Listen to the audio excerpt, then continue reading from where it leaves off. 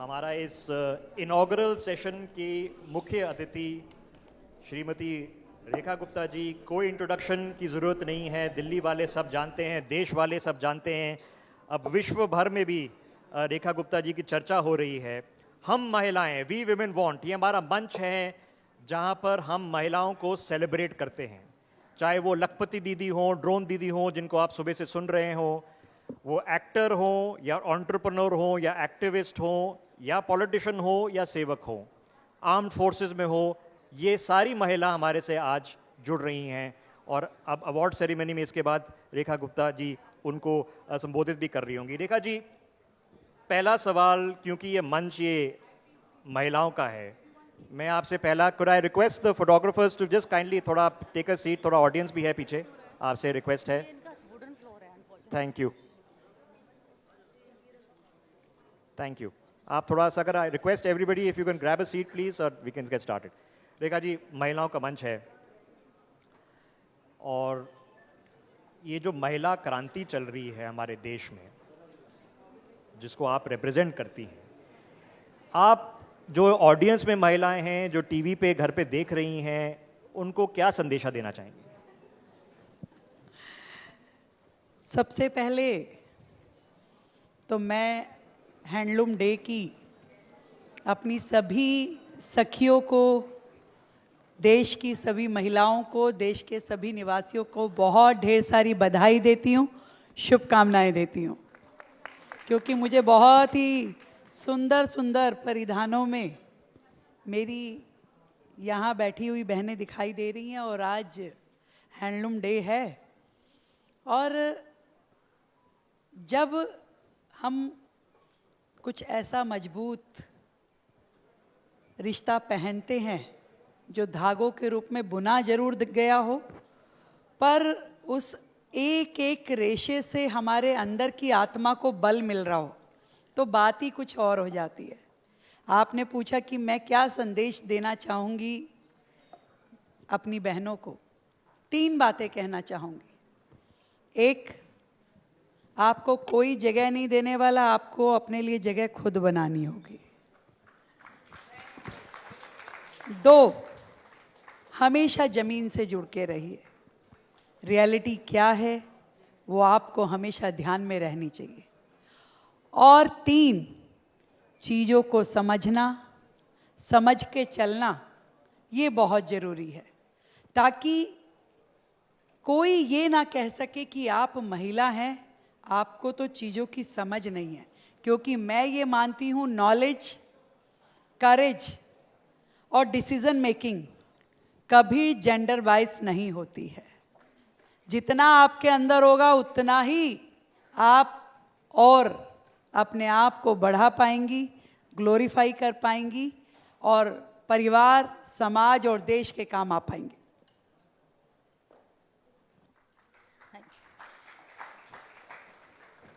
रेखा जी, सबसे बड़ी जो स्कीम दिल्ली में आपकी सरकार ने हाल ही में लाई है, 5100 करोड़ फॉर वुमेन, 2500 रुपीज़, 2500 रुपये जो लागत दी जाएगी, इस स्कीम की अभी स्थिति क्या है, कैसे इस स्कीम का लाभ उठाया जा सकता है, कैसे एप्लीकेशन होता है और डिस्ट्रीब्यूशन कब शुरू होगी? देखिए, इसे नाम दिया गया है महिला समृद्धि योजना, जिसमें वो गरीब बहनें जिन्हें इसकी ज़रूरत है, जिनका इनकम, फैमिली इनकम जो है वो कम है और उन्हें फाइनेंशियल असिस्टेंस सरकार की ओर से दी जानी चाहिए। हमने तय किया था कि हम 2500 रुपये उन सभी बहनों को देंगे और उसके लिए हमने अपने बजट में 5100 करोड़ रुपए का प्रावधान रखा है, जिसके लिए रजिस्ट्रेशन बहुत जल्द शुरू होने वाला है, जिसके लिए सभी कंडीशंस, कौन एलिजिबिलिटी क्राइटेरिया उसका क्या होगा वो ध्यान कर लिया गया है। एक पोर्टल रहेगा, उस पोर्टल पे सभी बहनें अप्लाई करेंगी और उनके बाद में उसका वेरिफिकेशन होने के बाद उन सब को महिला समृद्धि योजना से जोड़ा जाएगा और उन्हें वो लाभ दिया जाएगा जिसका हमने उनसे वादा किया था। प्रिया जी। जी, रेखा जी, सॉरी, आपने एक बहुत अच्छा संदेश दिया है हमारे जो ऑल द विमेन को, कि विमेन को अपने हक के लिए लड़ना भी चाहिए। That is a very strong. नहीं, लड़े बिना भी होता है। लड़े बिना भी होता है, तो आपका कैसे हुआ? एग्जैक्टली माय क्वेश्चन, लड़ना पड़ा या लड़े बिना भी होता है। लड़े बिना भी जगह होता है। बनानी पड़ती है। एक्चुअली में जो मैं कहना चाहती हूँ कि अपनी लाइन बड़ी करनी पड़ती है। जब आपकी लाइन बाकियों से बड़ी हो जाएगी तो आप दिखने लगोगे। अब जब दिखने लगोगे तो आप, कोई आपको छोड़ नहीं पाएगा, उसे आपको लेना ही पड़ेगा। You cannot be ignored.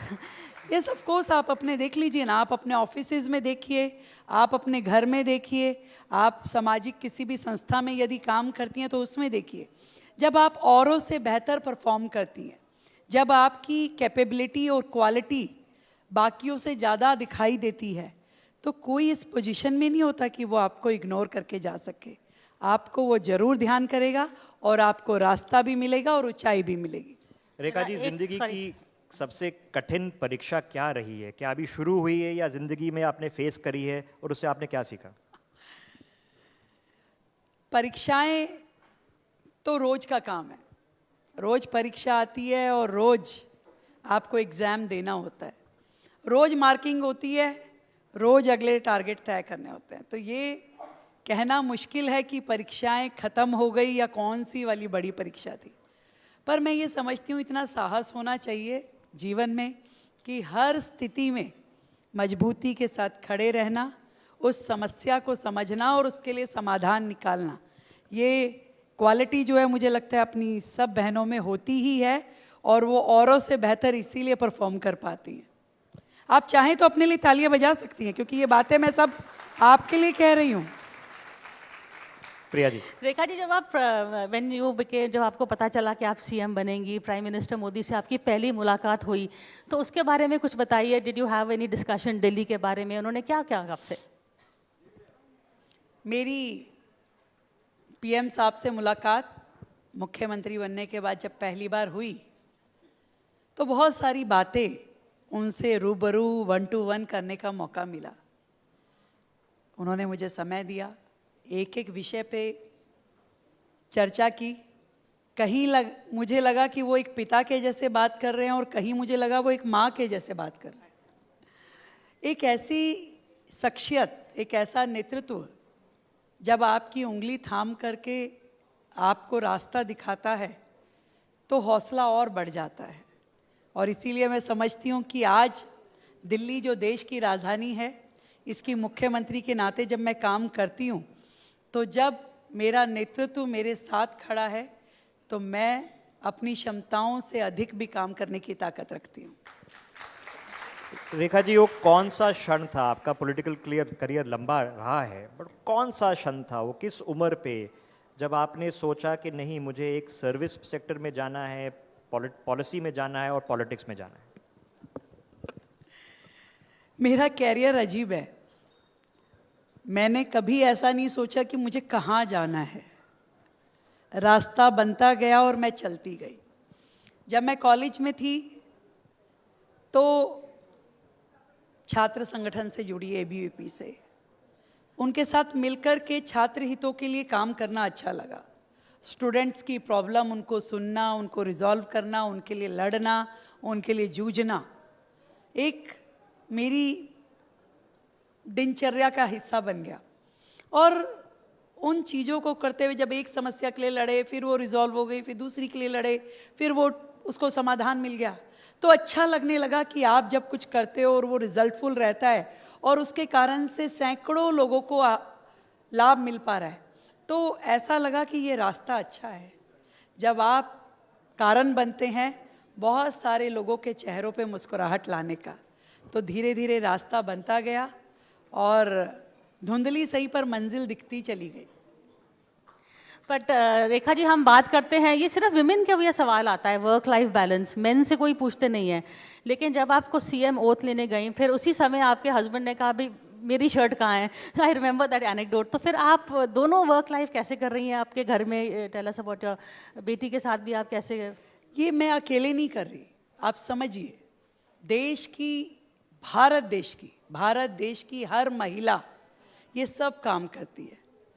वो घर भी संभालती है, परिवार भी देखती है, वो जॉब भी करती है, जॉब नहीं तो अपना बिजनेस भी संभालती है, सामाजिक रूप में भी एक्टिव रहती है, और जहाँ उसे मौका मिलता है वो अपनी उससे भी बढ़ के काम करती है।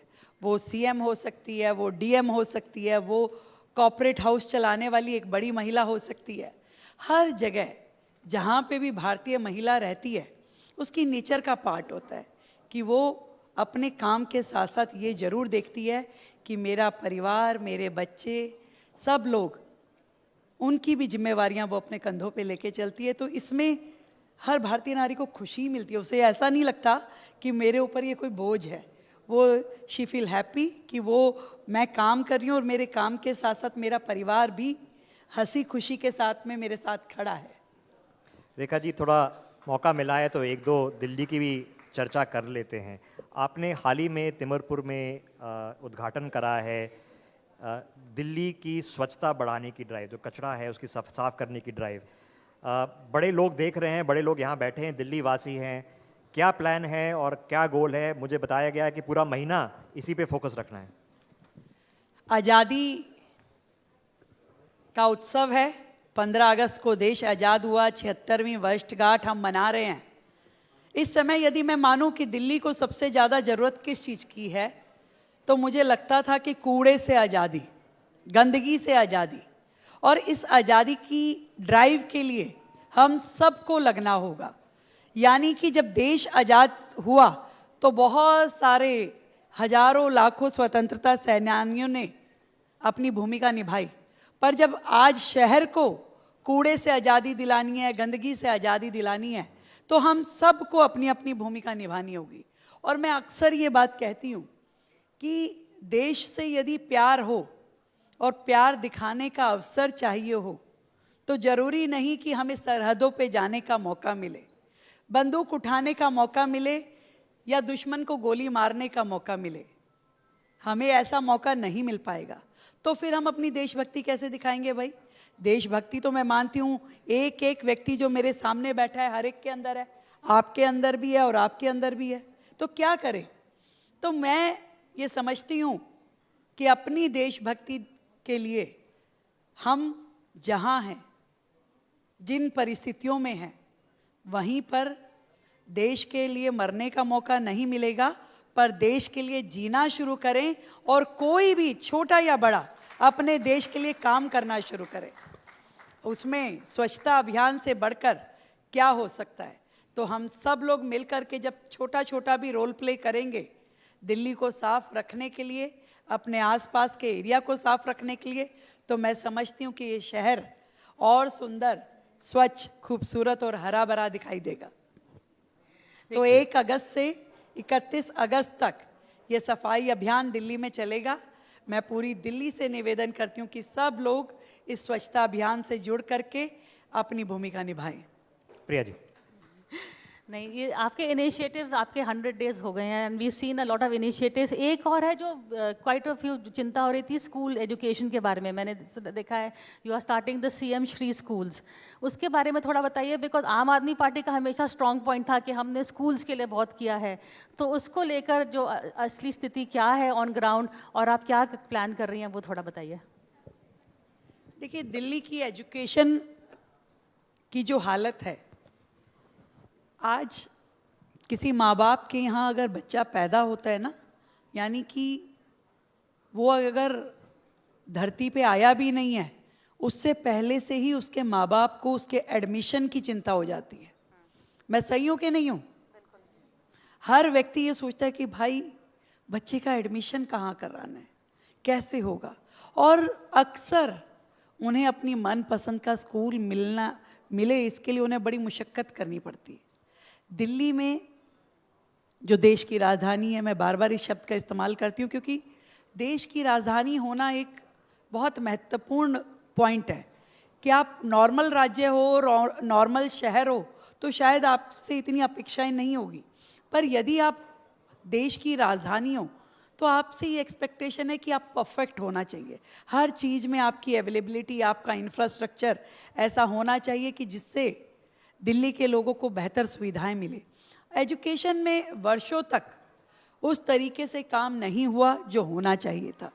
आज नए कॉलेजेस खोलने की ज़रूरत थी, नए स्कूल खोलने की ज़रूरत थी। जो गवर्नमेंट स्कूल है उनको इतना प्रोग्रेसिव करना चाहिए था कि आज लोग सरकारी स्कूल में जाना ज़्यादा पसंद करते बजाय कि प्राइवेट स्कूल में। पर यहाँ उल्टा होना वो शुरू कर दिया कि भी प्राइवेट स्कूल को ही आप रोकिए। आपने कभी ये नहीं सोचा कि हमारा गवर्नमेंट स्कूल उसके स्टैंडर्ड्स बढ़ाने होंगे।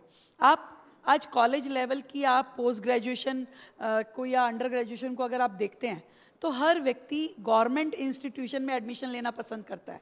उसे दिल्ली यूनिवर्सिटी में चाहिए, उसे आईआईटी में चाहिए, उसे आईआईएम में चाहिए। अगर आप उसको किसी प्राइवेट यूनिवर्सिटी की बात करते हो तो वो कहते हैं बाद में, मतलब वो फर्स्ट प्रायोरिटी पे कमी ही नहीं रखता। परंतु यदि स्कूल लेवल पे, सेकेंडरी लेवल पे, प्राइमरी लेवल एजुकेशन पे हम बात करते हैं तो हर व्यक्ति को लगता है सरकारी स्कूल में। यहाँ तक कि नेताओं के बच्चे, ऑफिसर्स के बच्चे भी कोई सरकारी स्कूल में नहीं पढ़ रहे हैं। क्या होना चाहिए? होना ये चाहिए कि हमारे गवर्नमेंट स्कूल्स पे इतना हम कंसंट्रेट करें, वहाँ का इंफ्रास्ट्रक्चर इतना बेहतर करें कि धीरे धीरे ऐसा माहौल बने कि आपके गवर्नमेंट स्कूल्स का लेवल आपके प्राइवेट स्कूल से भी बेहतर हो और दुनिया ये कहे कि हमें इस गवर्नमेंट स्कूल में एडमिशन लेना है। तो उस दिशा में हम काम कर रहे हैं और लगातार कर रहे हैं। रेखा जी, हमारा समय कम है, बट एक सवाल मैं जरूर पूछना चाहूंगा। सुबह शाम आजकल 2-3-4 दिन से आपने भी इस पर टिप्पणी करी है, डोनाल्ड ट्रंप की हो रही है कि डोनाल्ड ट्रंप भी टैरिफ करे, कभी 25, कभी 50, कभी पाकिस्तान के साथ लंच खा रहे हैं। डोनाल्ड ट्रंप को देश का जवाब क्या होना चाहिए? देखिए, मैं ये समझती हूँ कि 140 करोड़ लोगों की जनता वाला हमारा देश, एक समय था हम कहते थे कि भाई ये जो पॉपुलेशन है ये हमारे लिए लायबिलिटी है। पर आज सिचुएशन बदल गई है। आज हम अपनी 140 करोड़ की पॉपुलेशन को यदि एसेट मान के काम करें तो किसी डोनाल्ड ट्रंप की ये औकात नहीं है कि वो आंख उठा करके हमें देख सके। आज यदि हम देश में बनी हुई चीज़ों का इस्तेमाल करें, यदि आज हम अपनी ही इकोनॉमी को इतना बेहतरीन कर लें जो कि लगातार मोदी जी के नेतृत्व में आगे बढ़ी है। 2014 से ऑनवर्ड्स देश ने बहुत तरक्की करी। जिन छोटी छोटी चीज़ों के लिए पहले हमें देश में इंपोर्ट करना पड़ता था, आज हमारा देश इतना मजबूत है कि वो एक्सपोर्ट करता है। जब कोविड का समय था, आपको ध्यान हो, जब पूरा वर्ल्ड लगा हुआ था, कोविड वैक्सीनेशन बन नहीं पा रही थी, मिल नहीं पा रही थी, तो भारत वो देश बना जिसने कोविड वैक्सीनेशन ना केवल इजाद करी, अपने देश को बचाया, बल्कि 150 और कंट्रीज को कोविड का वैक्सीनेशन पहुंचाया। पूरे देश में एक ऐसी भूमिका में आगे आए जिससे पूरे देश ने ये जाना कि भारत कितना आगे बढ़ चुका है। पहले भारत का हाथ ऐसे होता था कि आप हमें दीजिए, यानी यहाँ तक कि भारत के लिए गेहूं, भारत के लिए अनाज भी हम डिपेंडेंट होते थे विदेशों से। लाल गेहूं आता था अमेरिका से भारत के लोगों को खिलाने के लिए। आज हम डिपेंडेंट नहीं है, आज हमें कोई ज़रूरत नहीं है। आज जितना हमारा सामान अमेरिका या बाकी देशों में जाता है उतना हम लेते नहीं हैं। एक एक सेक्टर में हमारे देश ने डेवलपमेंट किया है और इसी तरीके से अपने हर प्रोडक्ट को आगे बढ़ाते हुए, इतना बड़ा विश्व है, इतने सारे देश हैं, कोई अमेरिका के भरोसे ना हम बैठे हैं ना बैठने वाले हैं। ये संदेश अमेरिका को जाना चाहिए। Okay, you heard it there. Rekha ji, आखिरी 30 सेकंड का एक थोड़ा सा रैपिड फायर आपसे करना चाहेंगे। हमारी जवान ऑडियंस है, आपकी फेवरेट फिल्म कौन सी है? Good question. थोड़े सेलिब्रिटी लोग बैठे हुए हैं यहाँ पर। देखो, मुझे हमेशा थीमफुल मूवीज अच्छी लगती हैं जो थोड़ी सी हल्की फुल्की भी हो। जैसे टॉयलेट एक प्रेम कथा, गजब पिक्चर थी। अच्छी थी कि नहीं थी भाई? थीमफुल भी थी, लाइट भी थी, संदेश भी था, एक्टिंग भी अच्छी थी। जैसे 3 इडियट, संदेश भी था, इजी थी। वो पिक्चर थोड़ी सी ऐसी होनी चाहिए जो दिमाग पे वजन कम करे। इतने वजन के साथ हम जाते हैं पूरा दिन। मैं तो कई बार ये सोचती हूँ कि बंदा टेंशन में ना तो एक हल्की फुल्की मूवी लगा के बैठ जाए, थोड़ी देर भूल जाए सब कुछ क्या है। फेवरेट गाना? गाना जब कोई बात बिगड़ जाए। गाना नहीं आता मुझे, भाषण आता है बस। आपका फेवरेट एक्टर कौन है? Actor Amitabh Bachchan. Safe answer कर दिया आपने तो ये। तो और क्या, वो सबका फेवरेट है भाई। पर आपने जया बच्चन का तो जवाब दिया था भाई जो जैसा कर्म करेगा वैसा फल पाएगा। अच्छा, फेवरेट डिश क्या है, क्या खाना पसंद करती हैं आप? डिश, वैसे तो मैं बहुत ही अच्छी भारतीय नारी हूँ, खा ही लेती हूँ सब कुछ। एक चीज जो आपके बारे में कोई नहीं जानता। फिर आपको क्यों बताऊं? एक चीज जो आप अपने बेटा बेटी से एडवाइस देना चाहेंगे उनको। यही कहूँगी उन्हें, अपने बच्चों को, कि डाउन टू अर्थ रहें, हमेशा मुस्कुराते रहें, और जीवन में कोई भी मुसीबत आ जाए, छोटी या बड़ी, कभी घबराएं ना। और एक एडवाइस अपने हस्बैंड के लिए। अपना काम खुद करो। Okay Rekha ji, thank you so much. क्या it is a great conversation, and हम आगे बढ़ते हैं अपनी शक्ति अवार्ड प्रेजेंटेशन सेरेमनी के लिए। उदय।